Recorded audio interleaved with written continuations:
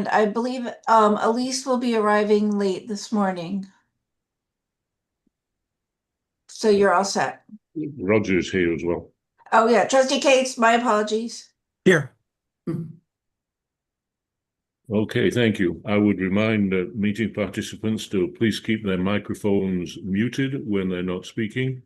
And we are going to go into executive session. And I believe, Jeff, that executive session has now been extended to about 10:45 because of Approximately. Thank you. approximately. So could I have a motion for the meeting to go into executive session under the provisions of 1 MRSA section 4056A to discuss the evaluation of personnel and the consideration and discussion of appointments, evaluations, employment, and duties? So moved. Moved by Emily. As a second. Second. Seconded by Barbara. Thank you. Clerk, please take the roll. Trustee Riley, Yes. Trustee McMahon, Yes. Trustee Alexander, Yes. Trustee Kane, Yes. Trustee Martin, Yes. Trustee Cates. Yes. I'll move you into executive session.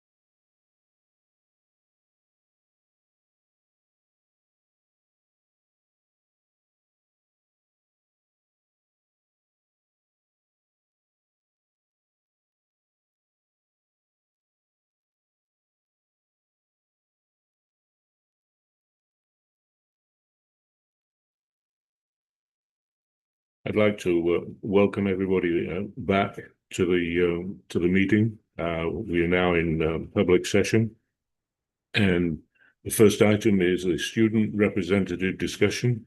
Do we have any students on, Jamie? Any questions?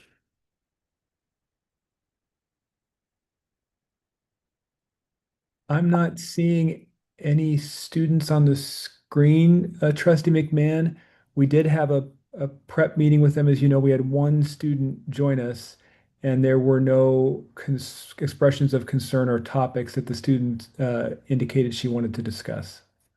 And I think they're probably otherwise engaged at the moment.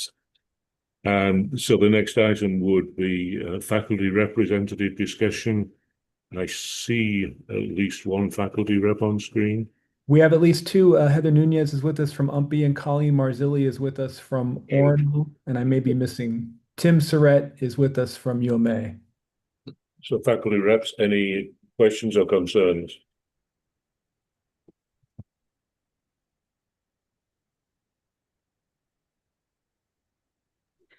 Thank you for the opportunity to speak. From UMaine perspective, we are not bringing any concerns at this point. Thank you so much for the opportunity. Okay, thank you, Colleen.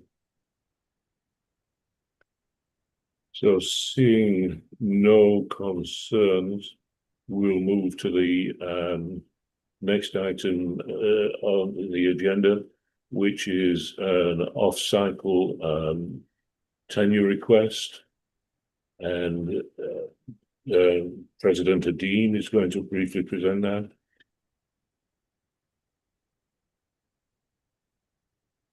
Thank you, Chair McMahon. UMFK is pleased to submit a request for an off-cycle tenure and rank of associate professor in nursing. And do I name the person or no? No. So that's what we're doing. We're offering that. Thank you.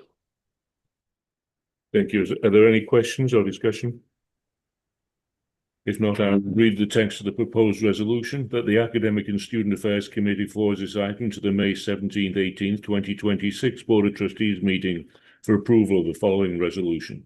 That the Board of Trustees accepts the recommendation of the Academic and Student Affairs Committee and approves off-cycle tenure Associate Professor of Nursing at the University of Maine at Fort Kent with tenure to be effective September 1, 2026. Do I have such a motion? So moved. It's moved by Trustee Riley. Second, Second. Trustee didn't catch the second anyway. Beth, will you take the roll? Yes, I believe it was trustee Baldacci was second. Trustee McMahon, Yes. trustee Riley, Yes. trustee Alexander, Yes. trustee Martin, trustee Cates, Yes. trustee Baldacci. Yes. The motion carries. Thank you. And the next item is tenure at the time of hire at USM. Provost Trzynski, a brief outline, please. Thank you, Trustee McMahon. USM is pleased to submit for your approval the tenure at hire for faculty member joining the Muskie School of Public Service. Thank you. Any questions of Provost Trzynski? If not, I will read the text of the proposed resolution that the Academic and Student Affairs Committee forwards this item to the May 17th, 18th, 2026 Board of Trustees meeting for approval of the following resolution. That the Board of Trustees accepts the recommendation of the Academic and Student Affairs Committee and approves tenure at time of hire Professor of Public Policy at the University of Southern Maine with tenure to be effective September 1, 2025. May I have such a motion? So moved. Moved Trustee Alexander. May I have a second? Second. Second Trustee Cates. Any discussion? If not, would the clerk please take the roll? Trustee McMahon, Yes. trustee Riley, Yes. trustee Alexander, Yes. trustee Martin, trustee Baldacci, Yes. trustee Cates. Yes. The motion carries. Beth, Yes. sorry, I'm yes on the last two motions for the tenured hire for UMFK and for was it USM? Yes, thank Yeah. you. Sorry, I'm having trouble. I'm traveling. Understood. Thank you. So the next item is tenure at time of hire, University of Maine. Provost Piquet. Thank you very much, Trustee McMahon. We are seeking tenure at the time of hire at the rank of professor for Professor of Mathematics and Statistics. Thank you for your consideration. Thank you. Any questions? If not, I will read the text of the proposed resolution that the Academic and Student Affairs Committee forwards this item to the May 17th, 18th, 2026 Board of Trustees meeting for approval of the following resolution. That the Board of Trustees accepts the recommendation of the Academic and Student Affairs Committee and approves tenure at time of hire, Professor of Mathematics and Statistics at the University of Maine, with tenure to be effective September 1, 2026. May I have such a motion? So moved. Move Trustee Case. There's a second, please. Seconded. Seconded Trustee Alexander. Is there any discussion on the motion? If not, will the clerk please take the roll? Trustee McMahon, Yes. trustee Riley, Yes. trustee Alexander, Yes. trustee Martin, Yes. trustee Baldacci, Yes. trustee Cates. Yes. Motion carries. Thank you. Beth, I just want to let you know this is Emily Kane. I just rejoined. I did not hear the motion, so I will refrain from voting on that one. But I'm back in the meeting. Thank you. Thank you. You're not muted, Emily. The next item on the agenda is new academic program proposal, PhD in Nursing, University of Maine, Provost Paquette. Thank you, Trustee McMahon, and I'm pleased to present this proposal for a PhD in nursing, as well as the next item, a Doctor of Nursing Practice with a focus on as a family nurse practitioner track. But I'll first take the PhD in nursing and begin with the what, and then go to the why, and then to the how, which will involve the financial dimension of it. First, the PhD in nursing is a research-focused doctorate, classified as a research doctorate by the Carnegie classification. The proposed PhD curriculum is designed to share coursework with existing research-focused doctoral programs at the University of Maine, including those in biology and molecular biology, food science and human nutrition, as well as education. We believe that this cross-disciplinary structure will strengthen the sustainability of our existing doctoral programs, as well as promote interdisciplinary scholarship and maximize institutional resources. I'd be happy to say more about that in questions, but now I'd like to move to the why, which is, as trustees know, Maine is experiencing a very serious critical nursing shortage, and this is will continue for some time, especially in rural areas where 13 of our counties are experiencing such a shortage. In Maine, a mere 1% of all registered nurses hold a doctoral degree. And although there are 137 PhD programs in nursing in the United States, there's not one in Northern New England. So this would be the first PhD nursing program in Northern New England. Having a PhD program in nursing will give us a pipeline of nurse scientists. It will give us the expertise that we can then provide to acute and critical care access hospitals in evidence-based practice, as well as to train the next generation of nurses. With regard to the how funding, we are very fortunate, and we thank the delegation for a congressional earmark that will enable us to cover the expenses for year 1 and 2. And in conjunction with the doctor in nursing practice, we expect that while we will run for some time in year 4 and 5, we expect to run at a loss. In the PhD, when taken together with the revenues expected from the doctor in nursing practice, we expect that those will cancel each other out. So, Trustee McMahon, thank you, and I'd be happy to answer any further questions trustees may have. Questions for Trustee Paquette on the PhD in nursing program? And just to be absolutely clear, this PhD research base counts towards the R1 minimum required PhD production, correct? Yes, it does, Trustee McMahon. Questions? Seeing none, I will read the text of the proposed resolution. that the Academic and Student Affairs Committee forwards this item to the May 17th, 18th, 2026 Board of Trustees meeting for approval of the following resolution. That the Board of Trustees accepts the recommendation of the Academic and Student Affairs Committee and approves the PhD in Nursing at the University of Maine. May I have a motion? So moved. May I have a second? Second. Thank you. Any discussion on the motion? Hearing none, would the clerk please take the roll? Trustee McMahon, Yes. trustee Riley, Yes. trustee Alexander, trustee Kane, Yes. trustee Martin, Yes. trustee Baldacci, Yes. trustee Cates. Yes. The motion carries. Thank you. The next agenda item, as Provost Paquette indicated, is the Doctorate of Nursing Practice, DNP, at the University of Maine. Provost Paquette.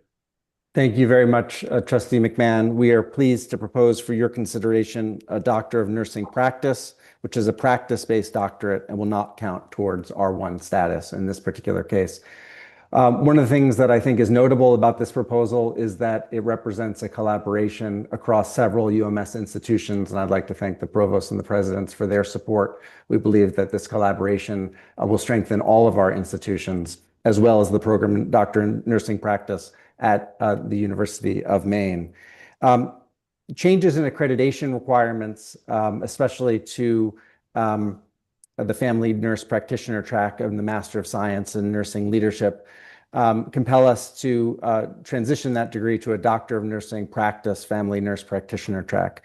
And this aligns with the National Organization of Nurse Practitioner Faculty Standards, which identify the DNP as the minimum education requirement for entry into practice. So the failure to transition from the master's to the DNP threatens to make the program obsolete, but also perhaps to jeopardize accreditation. We believe that our School of Nursing faculty collaborate with existing programs in UMS, and we are proud of the fact that what will set this program apart is the seamless Bachelor of Science in Nursing to DNP with an FNP specialization. So we're excited about this, and we expect that this will be a revenue-generating program as well. And I can go into the details if trustees would like. But thank you, Trustee McMahon, for your consideration as well as the consideration of the other trustees. Questions for Gabe? Roger. Thank you very much, Gabe. Thank you for the presentation. One question, if I could. As I understand, one of the barriers to our ability to meet the number of new nurses we need in our aging state is the lack of teachers to teach them.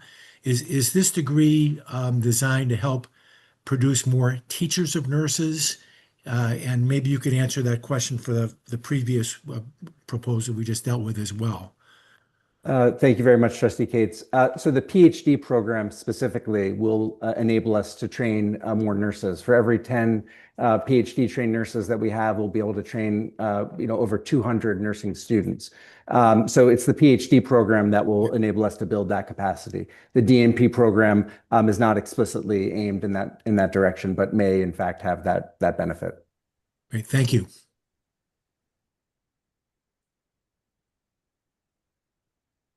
Chris. Could I just follow up on that, because it's sort of nagging at me?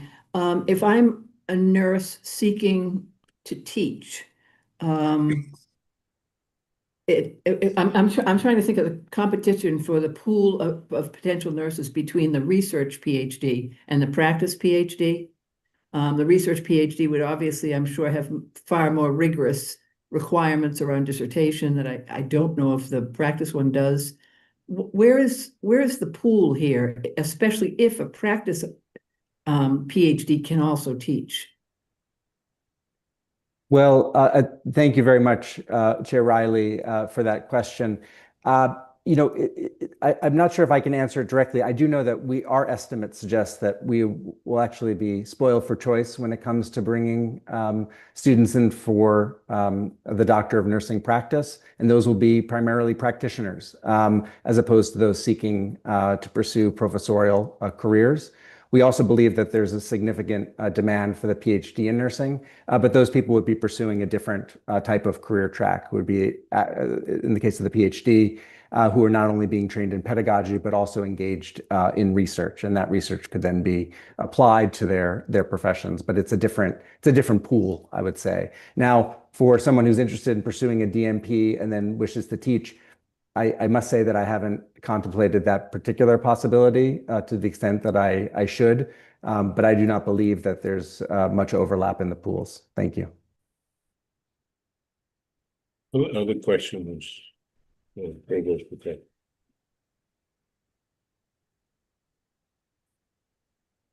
Seeing none, I will read the text of the proposed motion. That the Academic and Student Affairs Committee forwards this item to the May 17th, 18th, 2026 Board of Trustees meeting for approval of the following resolution. That the Board of Trustees accepts the recommendation of the Academic and Student Affairs Committee and approves the Doctor of Nursing practice at the University of Maine. Can I have such a motion, please? So moved. So moved. Second. And I have to say that I need to leave the meeting now.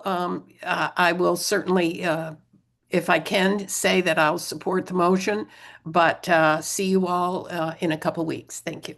Thank you. So it's been moved and seconded. Could the clerk please take the roll?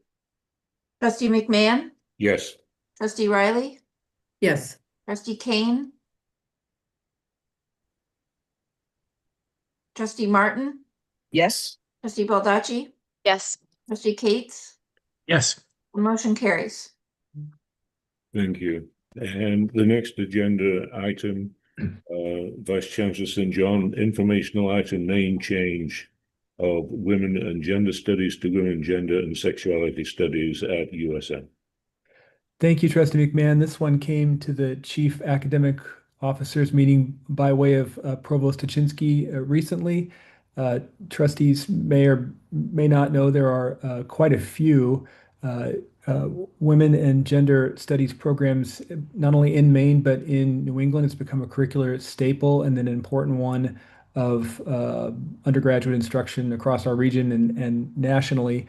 And in the last decade and a half, there's been a shift in nomenclature. The name Women, Gender, and Sexuality Studies has become increasingly the preferred term for a variety of curricular reasons, but also for a name recognition among potential students and those who pursue credentials in this area.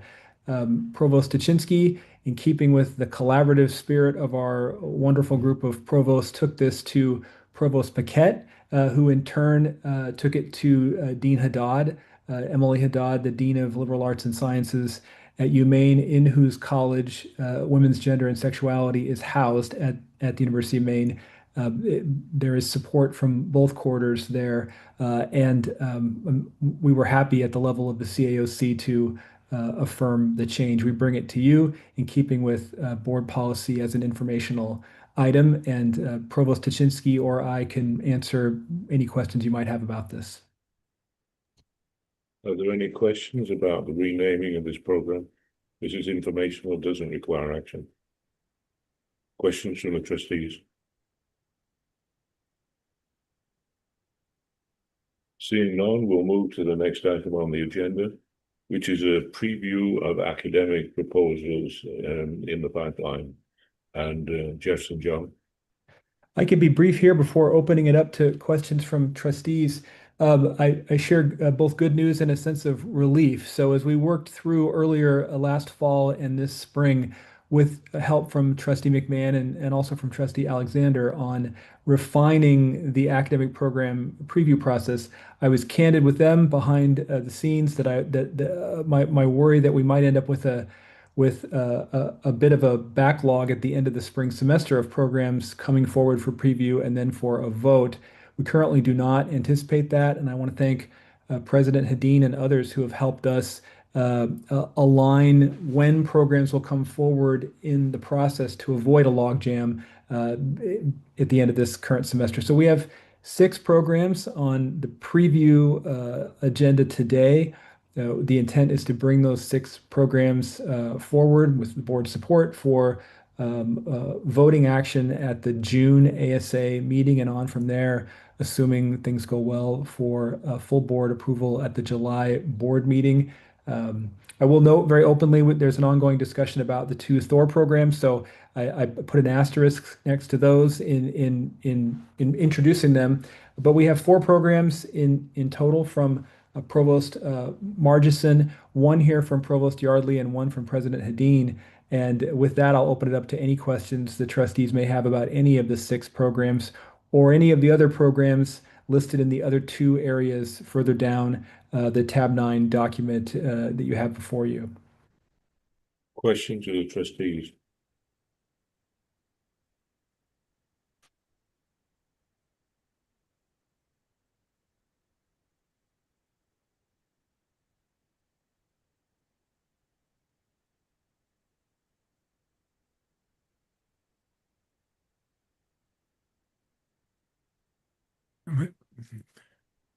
Mr. Chair? Trustee Case. Yeah, I don't have any questions, but I just wanted to thank you for your work on this in this kind of new process that we have, because even don't take the lack of questions as lack of interest in seeing these things a little earlier stage. So thank you very much. It's very helpful. Trustee Cates, I need to credit Jamie Ballinger in my office for an enormous amount of work on this document, and Kayla Flewelling in the board office for assistance with getting the check marks to show up on a PDF that is then converted for board material purposes. So 2 crucial pieces of the puzzle, and thank you, Trustee Cates, for that feedback. We appreciate it. Any questions? Jeff, any final closing words of wisdom? We want to thank the trustees for a robust discussion earlier today and for all of your support for the work ongoing here. I'll just say, as you all know this already, but the provosts make it happen with support from their presidents, and behind every item on the agenda today, you saw quite a bit of work done at the level of faculty, deans, directors, chairs supporting faculty, and then provosts bringing things forward for review and discussion and final consideration. I will also want to thank Trustee McMahon as we move toward the end of the semester. Our system-wide faculty governance council, which takes up the system-wide review of proposals at both the intent to plan and full proposal phase. They're just coming toward the end of that work as faculty prepare to go off contract for the summer, but they have been diligent throughout the year in forwarding materials from our provosts through me to their colleagues on their campuses, so all faculty across our system have a chance to consider at 2 stages of development every academic proposal that's put forward from each of our universities. Thank you. Thank you, Jeff. And I would just reiterate my thanks to the 2 presenters in executive session on the academic program reviews, and an excellent meeting. If there are no further questions, I will adjourn the meeting. Thank you very much.